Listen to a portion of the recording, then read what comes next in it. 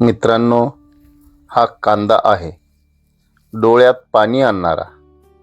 पण आज याच कांद्यामुळे शेतकऱ्याच्या डोळ्यातून अश्रू काही केल्या थांबत नाहीत.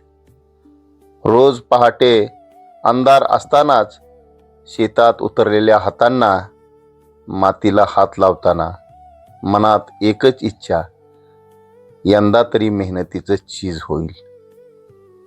खतं दिली, औषधं दिली, पाणी दिलं, वेळेवर मजुरीही दिली, घरात कमी खाल्लं, स्वतःच्या गरजाही बाजूला ठेवल्या, कारण पीक जगवायचं होतं.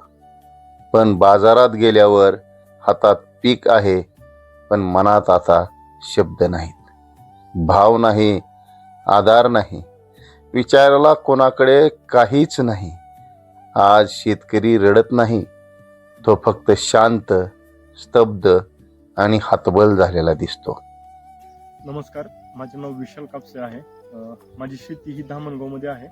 यावर्षी मी सुमारे 3 एकर कांद्याची लागवड केलेली. तर त्या 3 एकर कांद्याच्या लागवडीपासून काढेपर्यंत आत्ताचा जवळपास 1.5 लाख रुपये खर्च आहे. आणि तुम्ही पाठीमागे पाहू शकता की आम्ही एवढा खर्च होऊनही कांद्याच्या रानामध्ये फेकून देत आहोत. त्याचं एकच कारण आहे की सध्या असलेला कांद्याचा बाजारभाव. सध्या कांद्याला बाजारभाव जो आहे तो 1000 रुपये, 500 रुपये, 200 रुपये असा आहे. पाठीमागच्या आठवड्यामध्ये आम्ही जवळपास 100 गुणी कांद्याच्या पिशवी बाजारामध्ये विक्रीसाठी नेल्या. पण आम्हाला त्या 100 गुणीची पट्टी जी आलेली आहे ती फक्त 20,000 रुपये आहे. त्याचा जर रोजगाराचा फक्त कापणीचा जर खर्च धरला तर 15,000 रुपये खर्च येतो आम्हाला. आणि एका गोणीची किंमत ही 47 रुपये आहे. आणि वाहतुकीचा जो खर्च आहे तो अंदाजे सुमारे 100 रुपयाच्या जवळपास आहे. तर वाहतूक, काढणे आणि गोणीची जर किंमत धरली तर ते संपूर्ण 20,000 रुपये ह्या खर्चामध्ये जाते. तर राहिलेला जो काही बाकीचा खर्च आहे, लागण असू द्या, फवारणी असू द्या किंवा कांद्याची जे काही जोपासणी असू द्या, तो संपूर्ण यावर्षी खर्च जो आहे तो आम्ही स्वतःहून म्हणजे पदरून पैशाने केलेला आहे. आम्ही कांद्याच्या अगोदर उडीद या पिकाचं उत्पादन घेतलेलं. त्या उडदाचे जवळपास आम्हाला 50,000 रुपये आले. ते 50,000 रुपये आम्ही कांद्यासाठी वापरले. तर ते 50,000 आणि आम्ही वैयक्तिक 1 लाख रुपये त्या कांद्याच्या खर्चासाठी वापरले. तर ते आम्ही सध्या 50,000 आणि 1 लाख असे संपूर्ण टोटल 1.5 लाख रुपये बुडीत आहोत. म्हणजे ही अवस्था जी आहे ती फक्त माझीच नाही तर संपूर्ण महाराष्ट्रातील कांदा उत्पादक शेतकरी जे आहेत, कित्येक असे शेतकरी आहेत की ज्यांनी म्हणजे कांद्याला भाव येईल या अपेक्षेने खूप भरमसाठ असा खर्च केलेला आहे. पण तुम्ही पाहू शकता म्हणजे की असे कांदे टाकून द्यावे लागत आहेत आणि कांद्याला बिलकुल असा भाव नाही. तर शेतकऱ्यांनी किंवा म्हणजे सरकारने याबाबत विचार करावा अशीच. हा एकटा विशाल नाही, हीच अवस्था अनेक घरात रोज संध्याकाळी शांतपणे बसलेली असते.